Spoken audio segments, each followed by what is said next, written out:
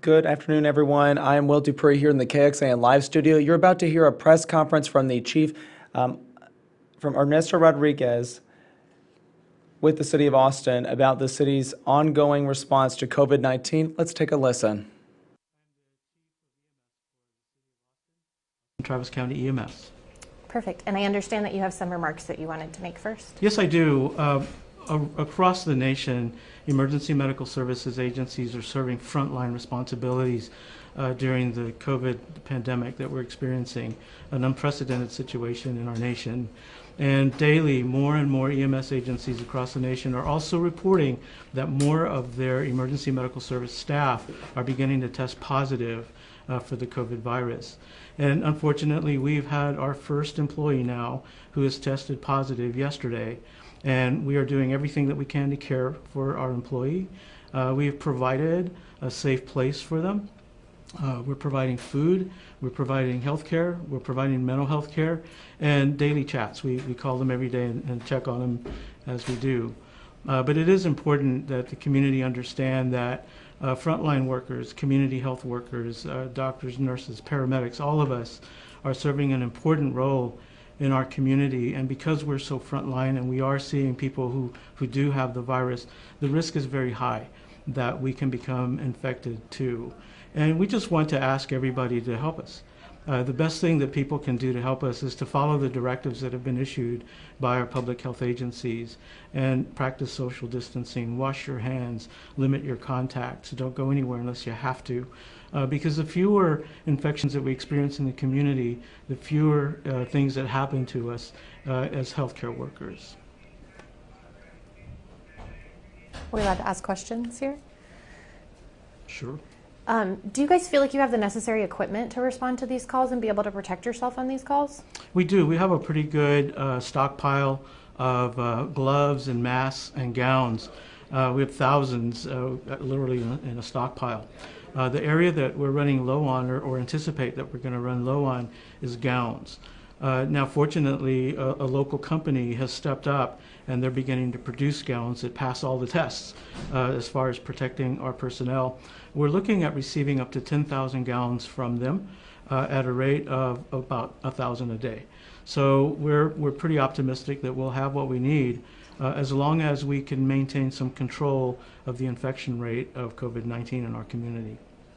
How important is it to protect first responders right now, knowing that you guys are out in the community with people who are infected? Well, emergency medical services clinicians anticipate running into infectious diseases every day on every call. They're invisible, you can't see them. And so we expect that infectious diseases are present and that there's some contagion that might be nearby anytime that we're working. So we provide training and we provide the equipment and the PPE, the personal protective equipment that's necessary to keep them safe. And so we do that every day. I think that as long as we continue to follow those practices and that we have sufficient quantities of gloves, gowns, and masks, that we'll be okay. But we can anticipate that some of us will become infected with COVID-19. And the reason for that is that we're making so many contacts in so many directions. We may even come into contact with someone that's not on an ambulance, that's in between calls, or that's just a contact that we don't even suspect has COVID-19. We're actually going to switch out for Dr. Pickett now. Okay. Thank you. Okay. Thank you so much, Chief.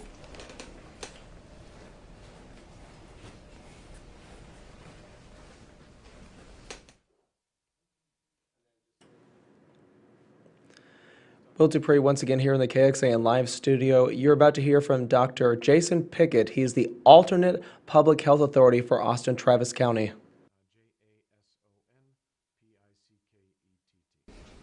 Great, thank you. So yesterday we saw a lot of people were out on kind of the free side of Barton Springs, out on the trails, things like that. Are those considerations that you guys are taking into account right now? Is there any chance that we could end up closing down trails or areas like that?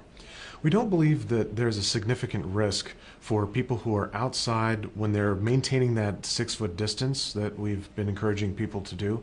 In fact, I encourage people to get outside and get some exercise and be out there, just not to congregate in groups and to try to keep that appropriate 6-foot distance from each other. With that, we don't believe that there's any appreciable risk of transmitting the virus. Additionally, if someone passes within 6 feet of you briefly, we don't think that there's any significant risk there for that very casual contact. Right, but we are seeing groups of people now at Barton Springs and on the trails. A lot. I know the Trail Foundation has talked a little bit about trying to maintain more of a social distance. Is there any advice you can give to those people? So we really want them to congregate in groups of less than 10, but at any point, whether you're a group of 2 or a group of 5, to maintain at least 6 foot distance between each other to help prevent transmitting the virus should somebody cough or sneeze. Okay, I'm going to move on to some questions from some other outlets as well now. So KXAN News, this is a question from them. Has there been a death in the area from the virus, and are you able to tell us how many people have recovered? Currently, we have not had any deaths in this area that I'm aware of, and I do not know the numbers of recoveries just yet. Okay, a question from Austin Business Journal. Per a guidance document posted last night, most commercial and residential construction is generally prohibited. Other cities in Texas have classified this work as essential infrastructure that may continue. Why was the decision or recommendation made for Austin? Our concern was the interior construction when construction workers could be in groups in tight spaces in close quarters. We did decide that the infrastructure, such as building roads and some of those city construction projects, did not pose a significant risk to the construction workers because they're very well spaced out, so they're not in close confines. Okay, this is from the Austin Chronicle. We heard a report that one EMS worker had tested positive, which heard about that. Are any city, county frontline services experiencing equipment or worker shortages? Thus far, we have not seen any significant equipment shortages with any of our critical infrastructure, and currently we're not seeing a large amount of absenteeism. We do have the one EMS worker who did test positive, and we are tracing her contacts and everybody that she came into contact with. We do that with every patient who tests positive for the virus. Does that mean that other EMS workers could be isolated out of that group because they had contact with her? If they're in what we consider to be close contact for a prolonged period of time, then those workers would be isolated out of an abundance of caution. Okay. This is from the American Genius. What penalties are planned for companies refusing to observe the stay-at-home orders, fines, citations, or nothing? I'm afraid I don't have an answer to that. Okay, moving on. Univision Austin, what do you attribute to the reasons for the higher number of younger people between the ages of 18 to 49 testing positive for coronavirus in our area? Well, I think because we are testing more of that population, our test supplies are limited. They're still limited, but they are getting better. And initially, we were focusing our testing efforts solely on healthcare workers and on folks who are over the age of 65 at high risk for serious complications of the disease. Now that we have more widespread testing, we are testing more younger, healthier people, and so we're going to find those infections. From KVO, can you please give us an update on testing, including explaining why you can't tell us the number of negative tests? So the testing is an ongoing process as it's evolving. The hospitals have been testing their inpatients, they're testing healthcare workers who have concerns for exposure and who have symptoms. But Austin Public Health has a drive-through testing site. It is not an open drive-through such that somebody could just drive up there and decide to get a COVID test today. They have to be enrolled in this tool. But this enables us to test a larger number of outpatients in the community that have had difficulty getting access to testing. From the Statesman, in Dallas, Houston, and some other cities, construction of new homes and businesses has been allowed to continue. Why did Austin take a stricter stance and not consider most construction an essential industry? I think we kind of just went over that. Okay, so I'll go to Statesman's second question. The city's orders mention several businesses as essential, but there is some vagueness that could place some businesses in an uncertain place. Are gun stores considered essential? Can you offer more specific guidance on which businesses are not essential? So when we looked at that list of what businesses to accept from the order, they generally support critical city infrastructure services and critical activities for people to perform, such as getting fed, getting food, getting medications, getting medical care, performing pet care. The ones that are caught in sort of a middle space with that, my advice is to contact Austin Public Health because we can help to provide some guidance on where they fall within that order. They had specifically mentioned gun stores. Do you have an answer to that specifically? I don't. Okay. KXAN News. Non-essential construction projects appear to be, I think we just went over that. Okay. Austin Business Journal. After Council's votes on a South by Southwest resiliency plan and economic injury loans set for tomorrow, what are the next steps to aid businesses impacted by closures? I'm afraid I don't have an answer to that. All right. Austin Chronicle. Per modeling, how many patients does ATC expect to get from outlying areas that don't have hospitals in addition to local residents, and what is the impact of that on hospital capacity? How's the city preparing? So when we do the modeling, we look at the Austin population of approximately 1 million people, but we're also looking at the greater Austin metro area, which includes Round Rock and some of our surrounding areas as well. So we're factoring those patient numbers into our preparedness plans for the hospitals. That includes their surge capacity as well as what we call alternate care sites, where we can take care of patients that require medical care outside of a hospital once the hospitals reach capacity. Again, from the American Genius, what penalties are planned for individuals refusing to observe the stay-at-home orders, fines, citations? I'm afraid that's outside of my area. Okay. Univision. If authorities want everyone to stay home in order to get social distancing rates to 90%, then why are crowded public parks and trails still open? I think we covered that already. We're going to take 2 more questions and we'll have to wrap up. Okay. KView, can you please give any details on the number of people in the hospital versus at home? So of the cases that we have throughout Austin and Travis County, we currently only have 3 that are hospitalized. All of the other patients are convalescing at home. And then just for our last question, I'm going to move to CBS had also asked about parks and public areas, but they're asking specifically how would we control the crowds at places like Barton Springs or other parks?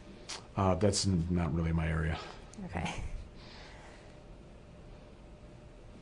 Is there anything else that you want the public to know at this time? What I want them to know is that we are taking every step possible to protect our first responders from the virus. As they encounter patients, as Chief Rodriguez said, we factor in that we may encounter infectious disease every day of our jobs. And we are taking every step that we can to protect our first responders through our PPE, through our procedures, through determining the number of first responders to send on a given call to make sure we keep them safe. Can I ask one question? One more? Okay, sorry. So I saw in Dallas that they had opened up testing to more younger people once they had that availability. Is that something that we are doing here in Austin? Are we able to test more people that are under the maybe more vulnerable population age? We are, and we are doing that testing through our drive-through testing site that Austin Public Health is operating. Great. Thank you. Thank you, Doctor. Will Dupree, again here in the KXAN live studio. We've just wrapped up a press conference with Dr. Jason Pickett, who's still sitting there. He is the alternate public health authority for Austin and Travis County. What they just confirmed a few moments ago is that the first EMS medic for Austin-Travis County EMS has tested positive for COVID-19. And Dr. Pickett said a moment ago that experts are now working to trace that medic's contacts at this point. He would not, however, say if anybody else had been ordered to go into quarantine or self-isolation because of that particular case. So that's some new developments there coming out of that press conference. Additionally, Dr. Pickett also said that of the cases in Travis County, of which there are now 98, only 3 of those people are hospitalized. The rest are isolated and quarantined at their own homes. So that was some news that came out of this as well, in addition to the fact that this EMS medic has now tested positive for the novel coronavirus. Within the last hour, we also learned that the governor, Greg Abbott, has said that President Trump has granted a major disaster declaration for the state of Texas. According to the governor, that will expand resources available to our state and speed up the response to COVID-19. Again, that has just come in the last hour or so.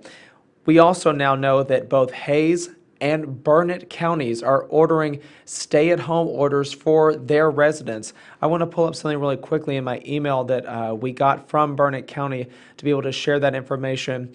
This is, again, from Burnett County, which has now issued a stay-at-home order.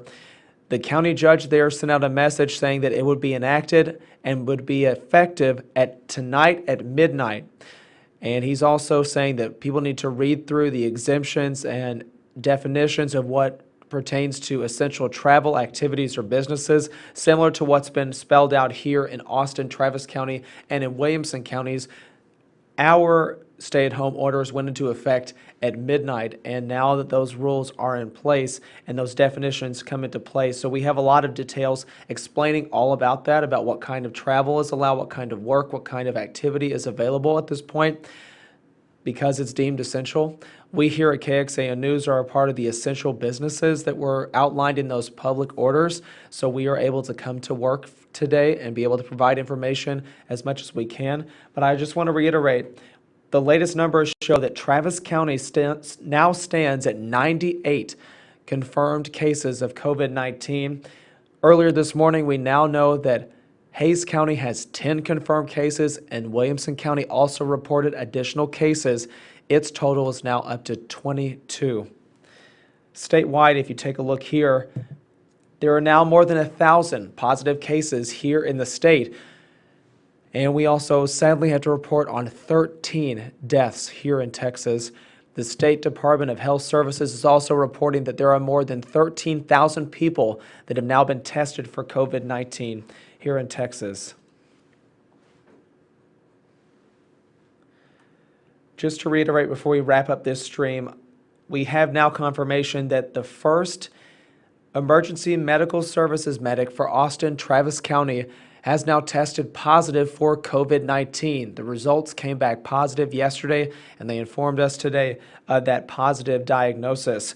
We also know now that there are 3 people hospitalized here in our area in Austin-Travis County because of COVID-19. The other cases, the other positive cases, are all quarantined at their own homes.